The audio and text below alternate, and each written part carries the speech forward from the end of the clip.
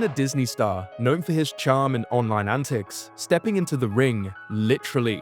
He's faced some of the biggest names, throwing punches both on-screen and off. But it's not just about his acting or social media following. No, this star decided to take on opponents who thought they could easily take him down. We're talking about a showdown that left everybody shocked. You probably already know who we're hinting at, but how exactly did Jake Paul become a formidable boxer? Let's break it down. Jake Joseph Paul is now widely recognized for his bold personality and online success, but his journey began long before he became a household name. Born in Cleveland, Ohio on January 17, 1997, and raised in Westlake, Jake was a creative, energetic child with a flair for entertainment and a desire to stand out. Growing up in a competitive household with his older brother Logan, Jake was constantly challenged by his father's insistence on excellence and his mother's nurturing support. Their father, Greg Paul, a no-nonsense real estate agent, pushed both boys to excel in everything that they did, while their mother, Pam Stepnick, balanced the toughness with compassion, making family life both challenging and exciting. From a young age, Jake demonstrated a natural talent for capturing attention, whether in sports, pranks, or everyday antics. Excelling in wrestling during his early years, he flirted with the idea of a more serious athletic career, but quickly realized that the thrill of public attention and the lure of fame were more compelling. With the rise of social media in the early 2010s, particularly on platforms like Vine, Jake found the perfect stage to showcase his talents. Vine's 6-second-long looping videos provided him with a playground to experiment with over-the-top humor, wild stunts, and outrageous pranks. His high-energy clips resonated with viewers, propelling him to internet stardom and establishing him as one of Vine's most popular creators. As Jake's fame soared, his ambitions grew beyond social media. Desiring a broader platform, he ventured into mainstream entertainment, landing a role on the Disney Channel show Bizaardvark. The series, which revolved around two best friends running a quirky online video channel, seemed like a natural fit for someone already living that lifestyle. However, a significant conflict soon emerged. Disney, known for its clean-cut and family-friendly image, clashed with Jake's controversial behavior. His burgeoning YouTube channel, filled with wild pranks, raucous parties, and frequent drama, did not align with Disney's strict standards. A KTLA news report highlighting the chaos surrounding his lifestyle and the discontent of his neighbors provided Disney with the perfect pretext to sever ties. And Jake's departure from the show was framed as a move to focus on his personal brand, although it was essentially a firing. Rather than allowing this setback to derail his career, Jake transformed it into an opportunity. He doubled down on his YouTube presence, creating content that was even more audacious and unfiltered. His efforts culminated in the formation of Team 10, a collective of young influencers who collaborated, blending pranks, stunts, music videos, and drama into a potent formula that kept viewers hooked. While critics branded him as a provocateur, many admired his marketing savvy and ability to generate buzz. In a digital landscape where attention is everything, Jake Paul mastered the art of controversy, ensuring that he remained a central figure in online culture. Today, his remarkable journey from a child in Ohio to a truly iconic internet personality underscores the power of creativity, controversy, and the unrelenting pursuit of fame. Jake Paul wasn't content with just riding the wave of social media fame, he was determined to build an empire. After all, if you're going to be known for doing something, why not do it on your own terms? In 2016, he took a huge step by launching an entertainment collective called Team 10. This wasn't just a group of friends making videos, it was a carefully crafted team meant to dominate the influencer scene. By surrounding himself with like-minded people, Jake aimed to take his own brand to a whole new level. Fast forward to his 20th birthday on January 17, 2017, and things were heating up even more. On that day, it was reported that Jake had launched his own media company called Team Dom. With a cool $1 million in funding backing him, his goal was clear: to create a full-fledged influencer marketing management and creative agency centered around teen entertainment. Investors like Danua Capital, Horizons Alpha, Vayner Capital, Sound Ventures, A-Grade Investments, and Adam Zeppelin saw the potential in his vision and helped fuel the project. It was a bold move that combined the worlds of music, business, and online content creation all in one.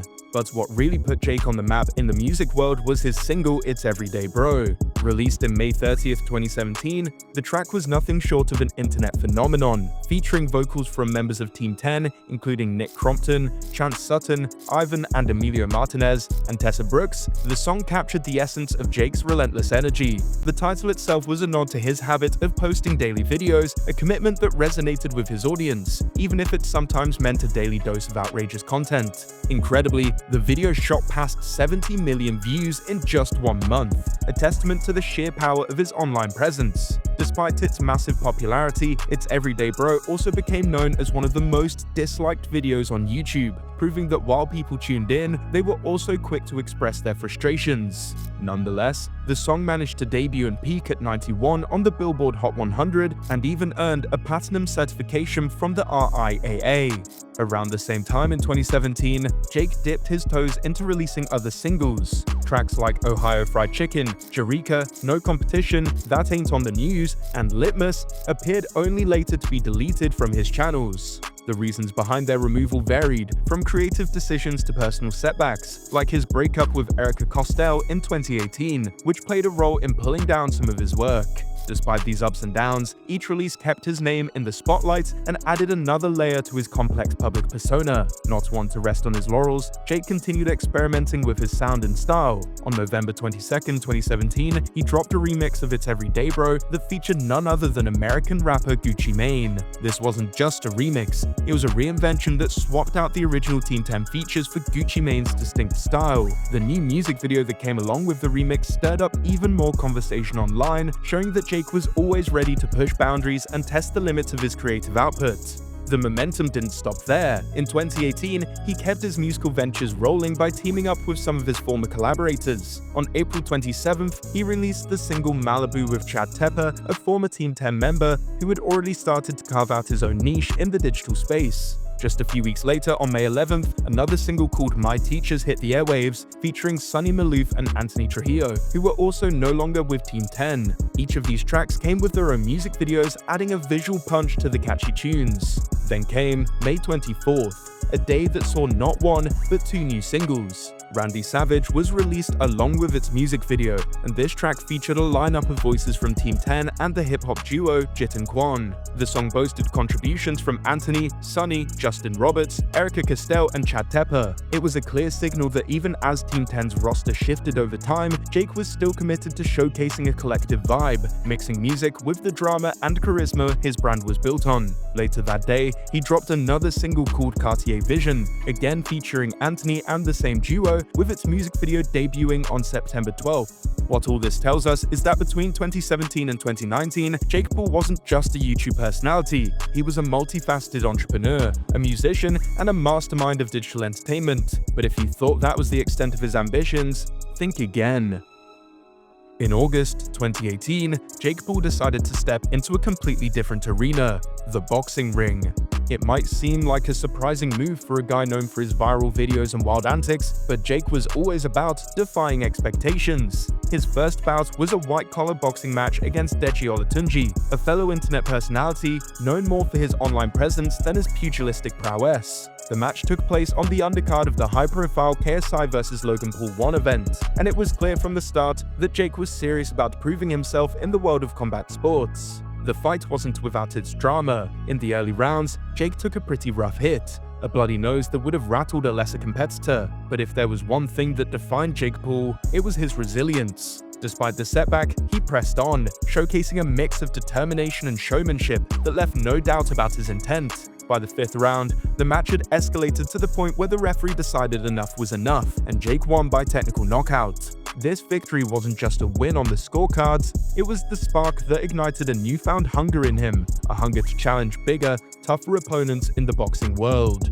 The momentum from that win carried over to his next foray in the sport. In 2020, Jake faced British YouTube star Anisong Gibb in what would be another pivotal moment in his boxing career. The fight turned out to be an absolute masterclass in one-sided dominance. Jake made quick work of his opponent, delivering a knockout in the very first round. It was an effortless display of power and precision, a clear statement that he wasn't just a novelty act stepping into the boxing ring, he was a force to be reckoned with. This victory gave him an enormous ego boost, fueling the confidence that would drive him to pursue even bigger challenges. Soon after, Jake set his sights on a bout that would propel his boxing career to new heights, a match against none other than NBA star Nate Robinson. This fight was a significant leap for Jake, marking his entry into a high-profile arena that brought together the worlds of professional sports and social media celebrity. The bout was scheduled on the undercard of the legendary Mike Tyson vs. Roy Jones Jr. event, ensuring that all eyes were on Jake as he prepared to step into the ring with a former basketball icon.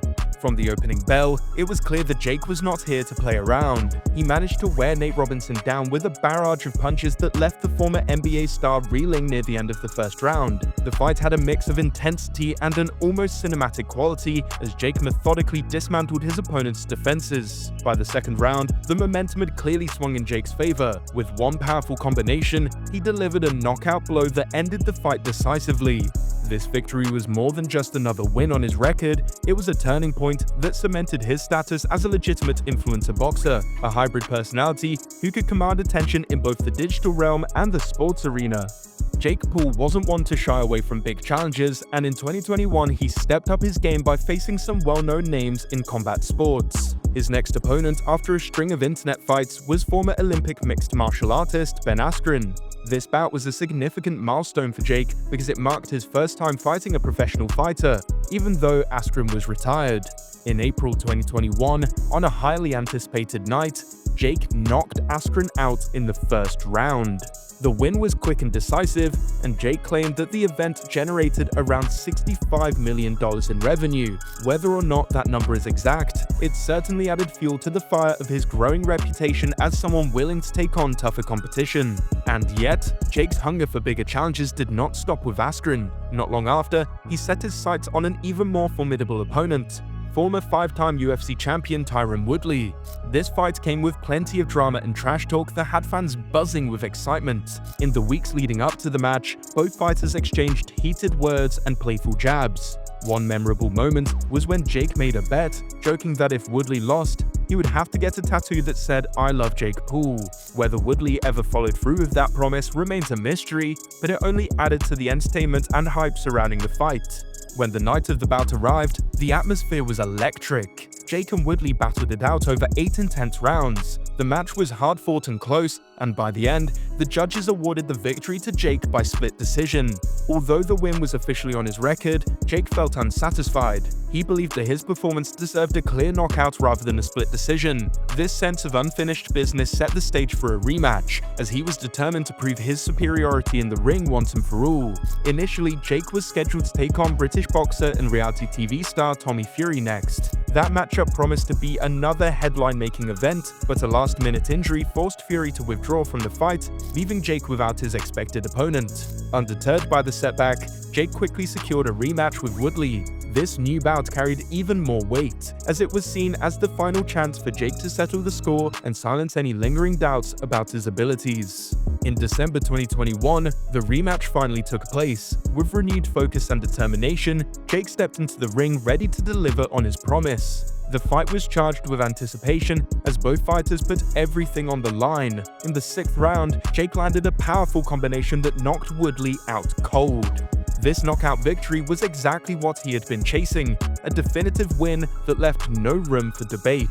It not only bolstered his record, but also cemented his status as a serious competitor in the world of combat sports. In October 2022, Jake Paul stepped into what many called the biggest fight of his career at the time. Facing off against Brazilian MMA legend Anderson Silva was a momentous occasion that had fans and critics alike buzzing with excitement. Jake, known as the Problem Child, had predicted he'd finish Silva by stoppage before the end of the 5th round. But the 47-year-old Silva proved to be a seasoned veteran, showing remarkable grit by taking the fight all the way. The bout went the distance, lasting 8 intense rounds, and the decision was left in the hands of the officials. In the end, Jake secured a win by unanimous decision, a victory that, while not as explosive as he had boasted, still added a significant win to his record. After that high-profile win, things took an unexpected turn when Jake finally got his long-awaited match against Tommy Fury in February 2023. The lead up to the fight had been anything but smooth, with multiple delays and even 2 near misses where the fight almost didn't happen. When the day finally came, the anticipation was at an all-time high. However, instead of another triumphant moment, Jake faced his first loss in boxing. The judges' scorecards told the story.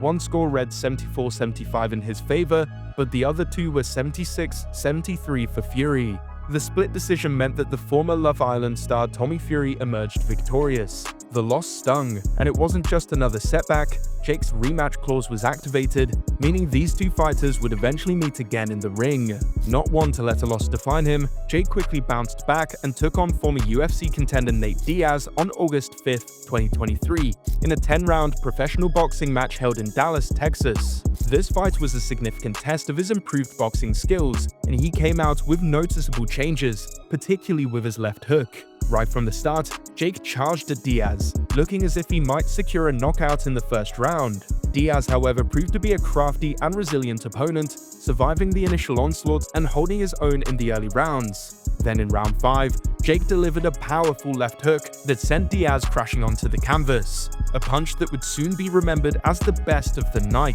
By that point, Jake had clearly taken control, and although Diaz managed to ramp up his efforts in the final round, it wasn't enough to overcome the advantage that Jake had built. In the end, Jake Paul celebrated a hard-fought victory by unanimous decision.